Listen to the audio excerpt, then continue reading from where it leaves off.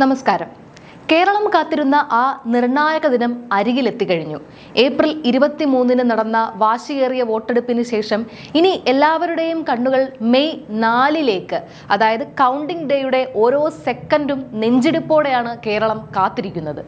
ഇത്തവണത്തെ തെരഞ്ഞെടുപ്പ് വെറും ഒരു പോരാട്ടമല്ല, കേരള രാഷ്ട്രീയത്തിന്റെ ദിശ തന്നെ മാറ്റാൻ പോകുന്ന ഒന്നാണ്. പല മണ്ഡലങ്ങളിലും നടന്ന തീപാറുന്ന ത്രികോണ മത്സരങ്ങൾ ആർക്ക് അനുകൂലമാകും? LDFന് വീണ്ടും ഒരു ഭരണ തുടർച്ച ലഭിച്ച് ചരിത്രം കുറിക്കുമോ, അതോ UDF അധികാരം തിരിച്ചു പിടിക്കുമോ? വിജയസാധ്യതകൾക്കൊപ്പം തന്നെ രാഷ്ട്രീയ കേരളം ഇപ്പോൾ ഉറ്റുനോക്കുന്നത് മറ്റൊരു പ്രധാന ചർച്ചയിലേക്കാണ്.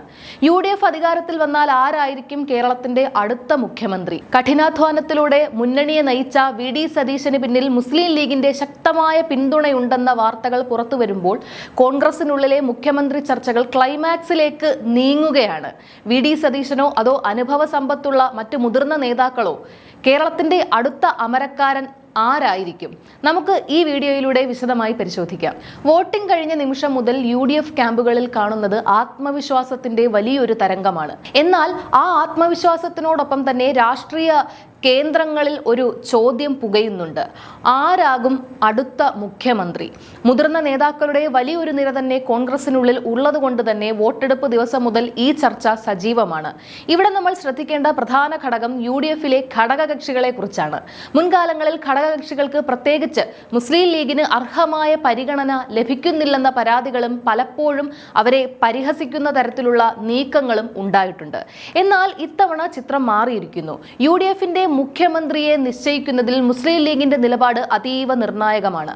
മലബാർ മേഖലയിൽ ഇത്തവണത്തെ UDF കാഴ്ചവെച്ച വലിയ മുന്നേറ്റമാണ് ഇതിന് കാരണം. മുസ്ലിം ലീഗിന്റെ സ്വാധീനത്തിനൊപ്പം തന്നെ അവിടുത്തെ വിവിധ സംഘടനകൾ ഇത്തവണ UDFന് പിന്നിൽ ഉറച്ചു നിന്നു.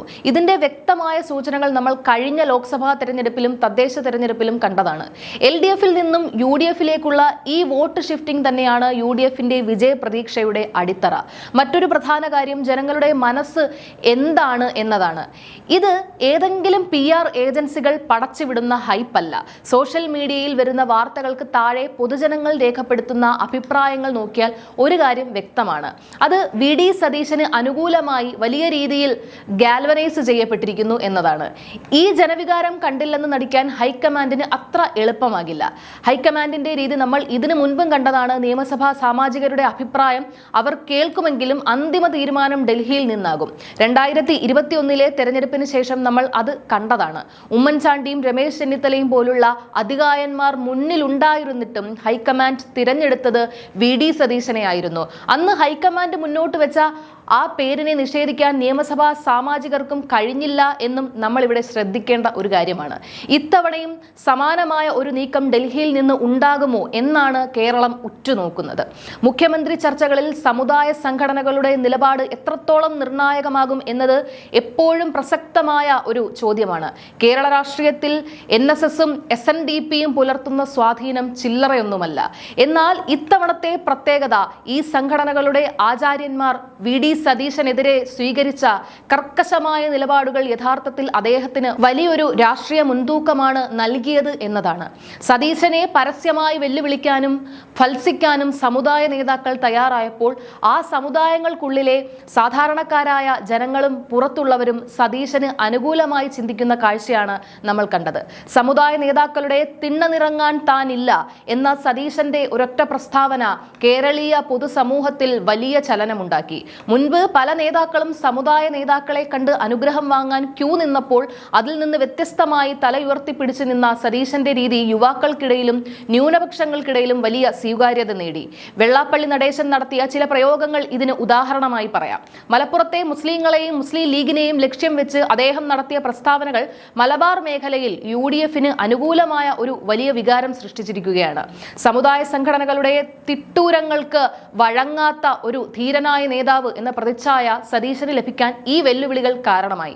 ചുരുക്കത്തിൽ വെള്ളാപ്പള്ളി നടേശനും G സുകുമാരൻ നായരും സതീശനെ തള്ളിക്കൊണ്ട് നടത്തിയ നീക്കങ്ങൾ തിരിച്ചടിച്ചത് അവർക്ക് തന്നെയാണ്. 10 വർഷം മുഖ്യമന്ത്രിയായിരുന്ന പിണറായി വിജയൻ ഇത്തവണ പരാജയപ്പെട്ടാൽ പ്രതിപക്ഷ നേതാവായി ഇരിക്കാൻ സാധ്യതയുണ്ടോ? ഭരണപക്ഷത്തെ മുഖ്യമന്ത്രി എന്ന നിലയിൽ അദ്ദേഹം പുലർത്തുന്ന ഗൗരവവും അന്തസ്സും ഒരു പ്രതിപക്ഷ നേതാവ് എന്ന നിലയിലുള്ള ചാടി എഴുന്നേറ്റുള്ള ചോദ്യം ചെയ്യലുകൾക്ക് എത്രത്തോളം വഴങ്ങും എന്നത് സംശയമാണ്. പ്രായവും അദ്ദേഹത്തിന്റെ അദ്ദേഹത്തിന്റെ ബോഡി ലാംഗ്വേജും ഇതിന് തടസ്സമായേക്കാം. VS അച്യുതാനന്ദൻ എന്ന പ്രതിപക്ഷ നേതാവ് സൃഷ്ടിച്ച ആ ഒരു പോരാട്ട വീര്യത്തിലേക്ക് പിണറായി വിജയൻ എന്ന നേതാവ് ഇരിക്കാൻ സാധ്യത വളരെ കുറവാണ്. പകരം CPM-നുള്ളിൽ ഒരു മാർഗനിർദ്ദേശക മണ്ഡൽ പോലെ ഒരു സമിതി ഉണ്ടാക്കി അദ്ദേഹത്തെ ഒരു സീനിയർ റോളിലേക്ക് മാറ്റാനായിരിക്കും പാർട്ടി ശ്രമിക്കുക.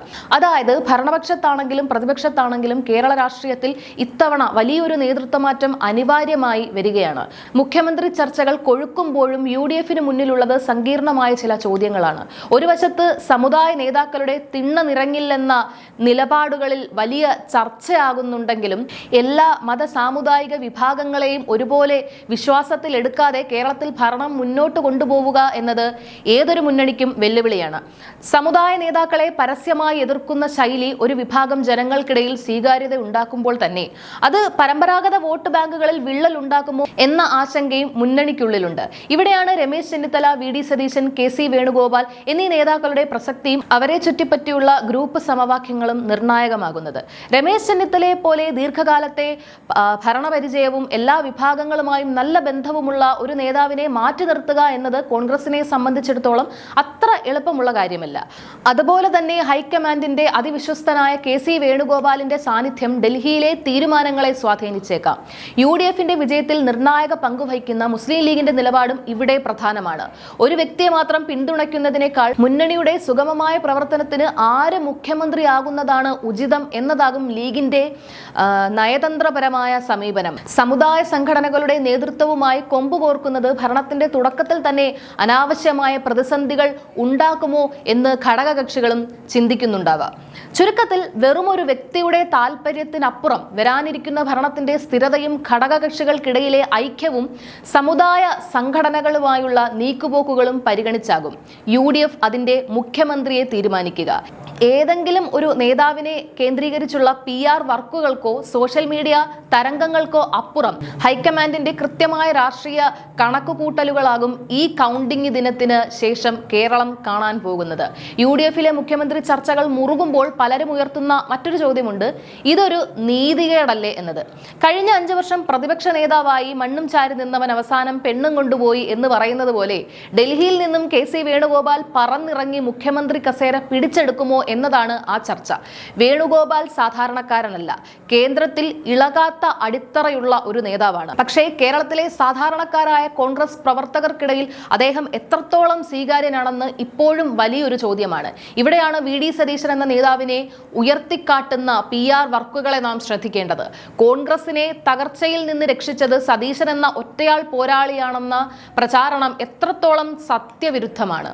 രമേശ് ചെന്നിത്തലയുടെ റോളും സർക്കാരിനെതിരെയുള്ള ഭരണവിരുദ്ധ വികാരവും മറച്ചുവെച്ചുകൊണ്ട് ഒരു വ്യക്തിക്ക് മാത്രം ഈ ക്രെഡിറ്റ് നൽകുന്നത് രാഷ്ട്രീയ പാപ്പരത്തമല്ലേ?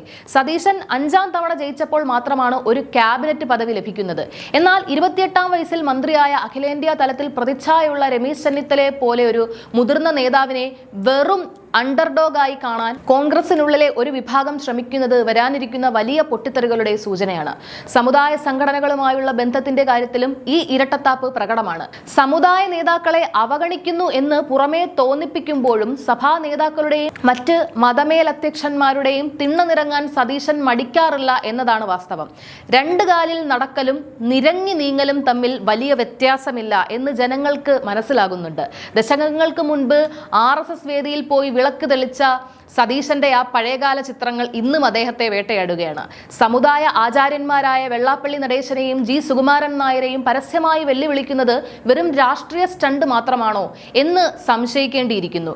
കാരണം അധികാരത്തിലെത്താൻ ഏത് വാതിലിലും മുട്ടാൻ മടിക്കാത്ത ശൈലിയാണ് UDF നേതാക്കൾ കാലാകാലങ്ങളായി പിന്തുടരുന്നത്.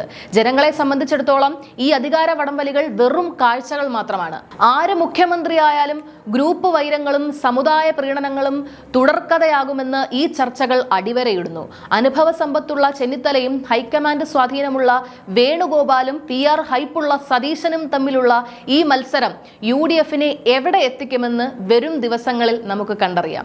UDF-നുള്ളിലേക്ക് നോക്കിയാൽ മുസ്ലിം ലീഗിന്റെ നിലപാട് അതീവ നിർണായകമാണ്. സമുദായ സംഘടനകളുടെ തിട്ടൂരങ്ങൾക്ക് വഴങ്ങാത്ത ഒരു നേതാവ് എന്ന പ്രതിച്ഛായ സതീശൻ നിലനിർത്താൻ ശ്രമിക്കുമ്പോൾ അത് ഭരണത്തിന്റെ സുഗമമായ പോക്കിനെ ബാധിക്കുമോ എന്ന ആശങ്ക ലീഗിനുമുണ്ട്. ഒരുപക്ഷെ ആരെയും പിണക്കാത്ത, എല്ലാവരെയും ഒന്നിപ്പിച്ചു കൊണ്ടുപോകാൻ കഴിയുന്ന രമേശ് ചെന്നിത്തലയെ പോലൊരു നേതാവിനെയാകുമോ ലീഗ് ഒടുവിൽ പിന്തുണയ്ക്കുക? അതോ ഹൈക്കമാൻഡിന്റെ പ്രത്യേക താല്പര്യപ്രകാരം KC വേണുഗോപാൽ എന്ന ഡാർക്ക് ഹോഴ്സ് അധികാരത്തിലെത്തുമോ? ജനങ്ങളെ സംബന്ധിച്ചിടത്തോളം ഈ പേരും പെരുമയും അല്ല പ്രധാനം. വാഗ്ദാനങ്ങൾ പാലിക്കാനും ജനകീയ പ്രശ്നങ്ങൾ പരിഹരിക്കാനും ആർക്ക് സാധിക്കും എന്നതാണ്. അധികാരത്തിലെത്തുന്നതിന് മുൻപേ തന്നെ മുഖ്യമന്ത്രി കസേരയ്ക്കായി നടത്തുന്ന ഈ വടംവലികൾ ജനാധിപത്യത്തിന് ഗുണകരമാണോ എന്ന് വോട്ടർമാർ ചിന്തിക്കേണ്ടിയിരിക്കുന്നു. കേരള രാഷ്ട്രീയത്തിൽ ഇപ്പോൾ നടക്കുന്നത് വെറും ഒരു തിരഞ്ഞെടുപ്പ് ഫലത്തിനായുള്ള കാത്തിരിപ്പ് മാത്രമല്ല, മറിച്ച് വരാനിരിക്കുന്ന വലിയൊരു നേതൃത്വ മാറ്റത്തിന്റെ തുടക്കം കൂടിയാണ്. UDF അധികാരത്തിൽ വന്നാൽ പോലും ഗ്രൂപ്പ് വൈരങ്ങൾക്കും സാമുദായിക സമവാക്യങ്ങൾക്കും ഇടയിൽ കേരളത്തിന്റെ മുഖ്യമന്ത്രി ആരാകുമെന്നത് ഒരു വലിയ സസ്പെൻസ് ആയി തന്നെ തുടരുകയാണ്. പാൻ ഇന്ത്യ പ്രതിച്ഛായുള്ള ചെന്നിത്തലയോ ഹൈക്കമാൻഡ് കരുത്തനായ വേണുഗോപാലോ അതോ PR ഹൈപ്പിലൂടെ മുന്നേറുന്ന സതീശനോ? ഇതിൽ ആരായിരിക്കും ആ കസേരയിൽ ഇരിക്കുക എന്നത് ഡൽഹിയിൽ നിന്നുള്ള ആ അന്തിമ ദൂത് വരുന്നതുവരെ കാത്തിരുന്ന് കാണേണ്ടി വരും. ജനങ്ങളുടെ വിധി എന്തായാലും അത് അംഗീകരിക്കാൻ നേതാക്കൾ തയ്യാറാകണം. അധികാരമോഹത്തെക്കാൾ ജനസേവനത്തിന് മുൻഗണന നൽകുന്ന ഒരു നേതൃത്വം കേരളത്തിനുണ്ടാകട്ടെ എന്ന് നമുക്ക് ആശംസിക്കാം. ഈ വിഷയത്തിൽ നിങ്ങളുടെ അഭിപ്രായങ്ങൾ താഴെ കമന്റ് ചെയ്യുക. നന്ദി.